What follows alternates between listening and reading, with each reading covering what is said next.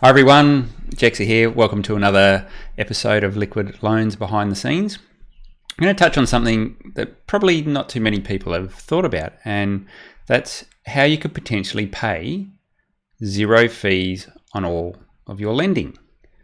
Okay, so we already know that Liquid Loans as a protocol has a zero interest rate over a timeless schedule. So what does that mean? It means you pay a one-time fee to take out or to mint any of your USDL when you take a loan. And there's no interest payments that are ongoing. So you can have that loan outstanding for as long as you like.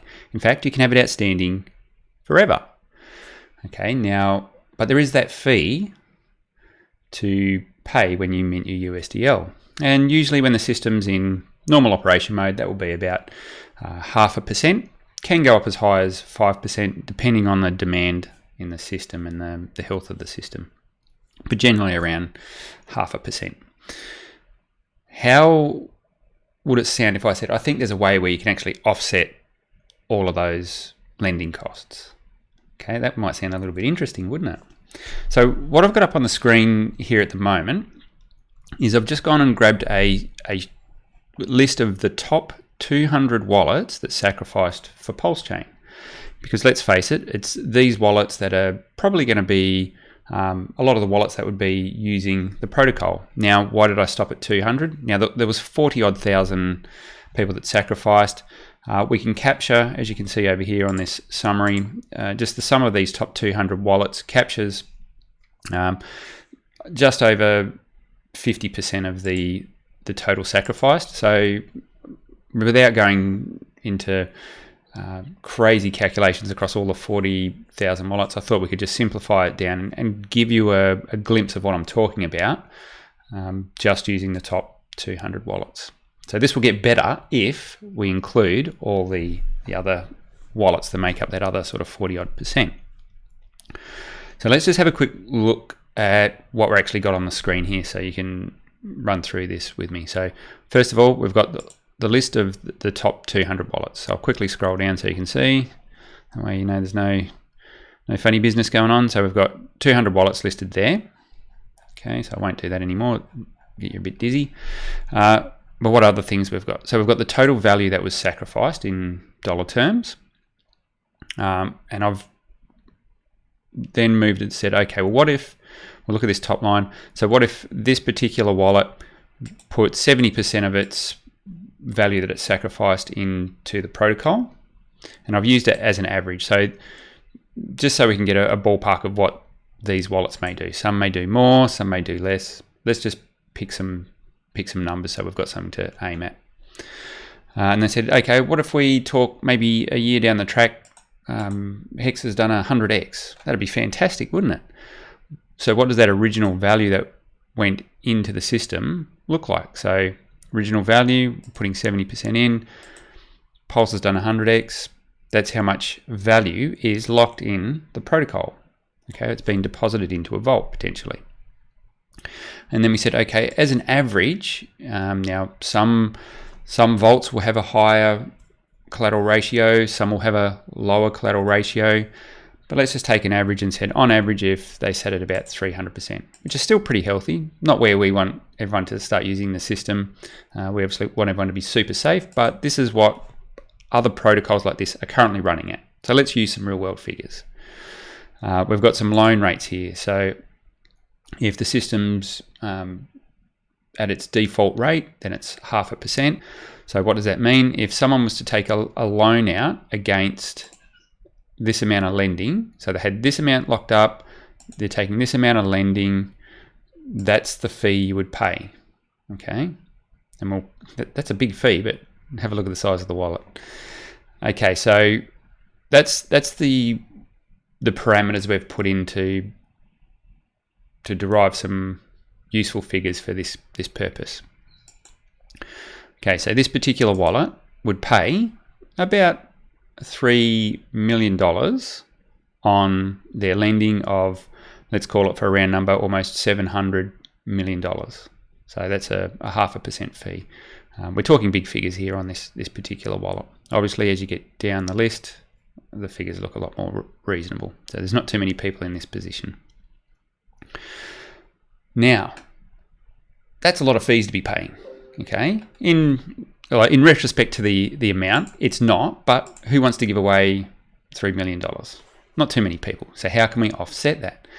So if someone that was an owner of this wallet held loan tokens and held them in the staking pool, effectively any loan that would be getting taken out, they would recoup 8% of the loan fees because they'd be getting a share of the pool. So if they own 10% share of the pool, they would in fact get about $300,000 back to offset against this. If they own 25%, they would get about $800,000 back. If they own 50%, half of their fees back, essentially. That's on just that one particular wallet. Okay, so if you just wanted to offset your own fees and you held that amount in the pool, that's how much you'd offset your own fees. Now, the reality is it's only these larger wallets that would probably ever be in a position where they could own that amount of the pool.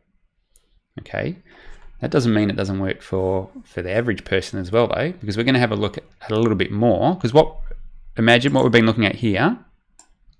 We've been looking at one wallet.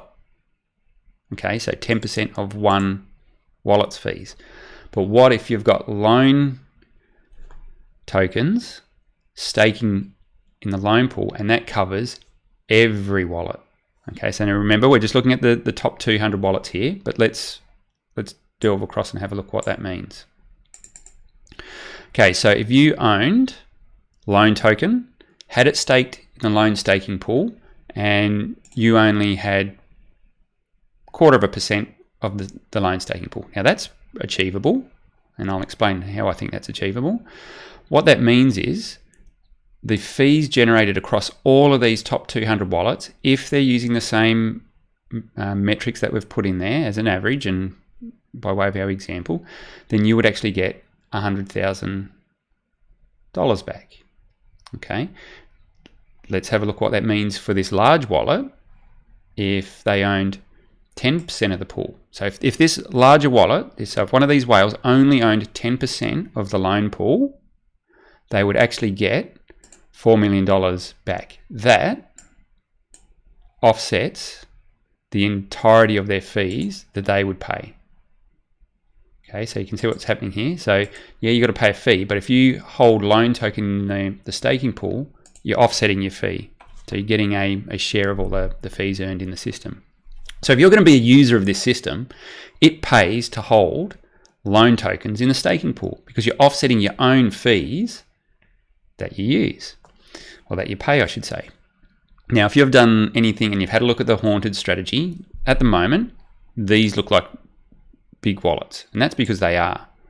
But some of the figures that were getting pulled out of the haunted strategy means that people that have gone in day one on the Pulse sacrifice, or gone in within the Pulse sacrifice and using some of these strategies to accumulate more Pulse in liquid loans, very quickly get up into the realms of values of this sort of amount. Sounds crazy, but we've seen it happen in Hex. Okay, so you could find yourself with a wallet at this sort of size and paying these sorts of fees. Okay, sounds crazy, and I know that's there's a lot of what ifs in that, but let's plan for the future. So if you are planning on using this protocol for years, decades, and you can get hold of a loan token now that can sit in the staking pool and offset any fees that you're paying now currently, but also collect all the fees in the system, that means you essentially get zero cost lending. That's pretty neat, isn't it? Okay, so let's have a look at a bit more of this.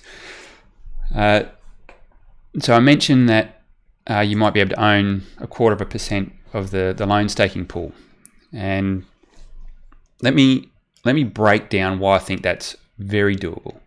Okay, so first of all, if there's a sacrifice phase and people choose the delayed gratification method on the sacrifice phase, that takes loan tokens off of the market. Okay, and we're seeing some of these numbers play out in the sacrifice leaderboard. We can see that people are delaying the release of these tokens for up to 2 years. Okay, so restricts the amount of loan token that are available on the market. It means that the price of loan token could go up, but it also means there's less loan token to be put in the staking pool. Okay, so it means that you could early on own that part of the staking pool.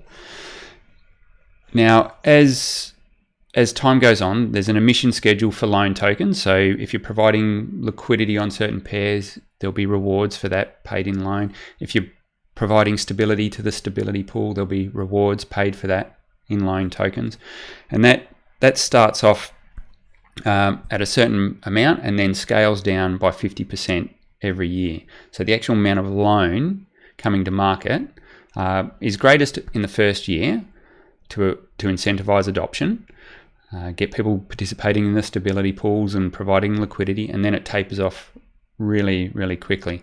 So, but that's spread out over a period of 30 years to chew through all the loan tokens coming out of the stability pool. So what that means is you've got a really good chance of being in a position where you can acquire. So instantly you can get loan tokens at day zero launch. So you can get a bunch of them. So that means you're ahead of the pack. You can get your position staked in the protocol. As if you've delayed gratification on any airdrops, then you get a bigger bunch later. So you can keep your percentage of the pool relative as well. So everyone's in a position where they can grab their share of the pool. But this is going to play out over a span of years, and eventually all the loan tokens going to dry up because the emission schedules would have played out. All those reward based things they start to peter down, and now it's about people using the system and the fees generated in the system and the loan token yields that you get from all those fees. So you're now in a position, if you've come in early, and if this is a protocol you're planning on using, for the life of your using this protocol, you may have just made it so you can offset any fees that you intend to use. Okay, so what was the purpose of this? I wanted to highlight that great for the smaller players because they get a share of the total fees. Fantastic for larger wallets. They get not only a share of all fees, but they've got the chance, even by just having a modest amount, 10%, they can basically offset their fees in the system. Zero cost lending. That's pretty cool. Obviously, I want to make sure this is clearly understood. This is speculation where this is modeling. We're putting some numbers on a page. We're making some assumptions. We're assuming what's the price of Pulse going to do in terms of X. How much are people going to stake? How much are they going to lend? So there's a lot of assumptions here, but the point I'm trying to drive home is the loan token is your ticket to potentially having zero fee lending. I think we might leave it there. That's all I wanted to cover in this video. Thanks for watching. I'll catch you all in the next episode.